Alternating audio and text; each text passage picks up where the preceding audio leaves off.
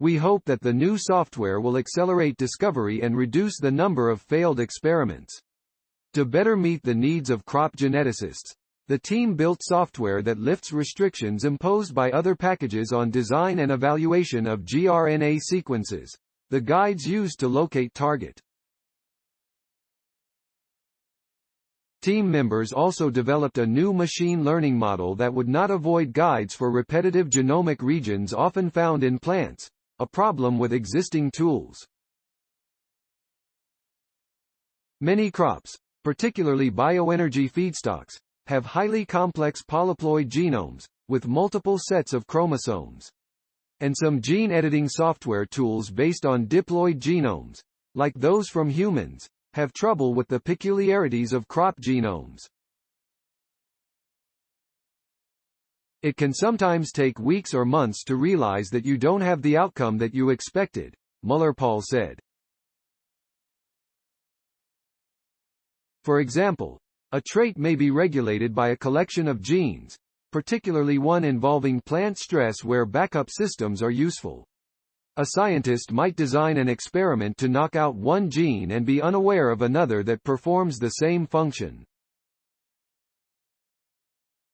The problem may not be discovered until the plant matures without altering the trait in any way.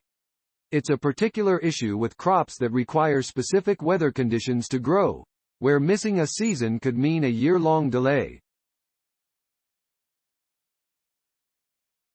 Because they are based on human or mouse genomes, where multiple copies of genes are less common, those tools penalize gRNA sequences that hit the genome in more than one position, to avoid causing mutations in places where they're not intended. But with crops, the goal is often to mutate more than one position to knock out all copies of a gene. Previously, scientists sometimes had to design 4 or 5 mutation experiments to knock out each gene individually, requiring extra time and effort. That process is computationally intensive and time-consuming, usually requiring several days, but researchers only have to do it once to build a database that can then be used for ongoing experiments. So, rather than searching for a targeted gene through an online database, then using current tools to design separate guides for 5 different locations and doing multiple rounds of experiments, scientists could search for the gene in their own database and see all the guides available. You can just hop into the database, fetch all the information you need, ready to go, and start working, Muller-Paul said. The less time you spend planning for your experiments, the more time you can spend doing your experiments. For CABBI scientists, who often work with repetitive plant genomes, having a gRNA tool that allows them to design functioning guides with confidence should be a step forward, he said. As the name implies, CROPSR was designed with crop genomes in mind, but it's applicable to any type of genome.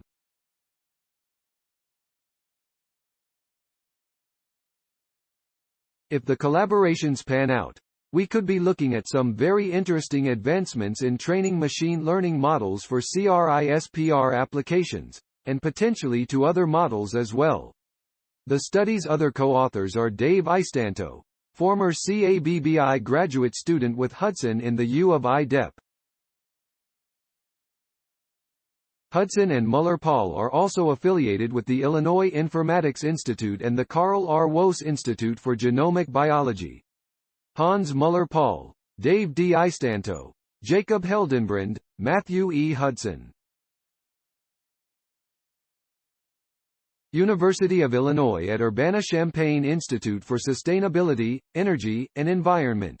2022, February 17. CROPSR. A new tool to accelerate genetic discoveries. Software speeds up design of CRISPR experiments. Please support my channel to grow by pressing subscribe button and the bell icon. We will notify you technological news. Thank you.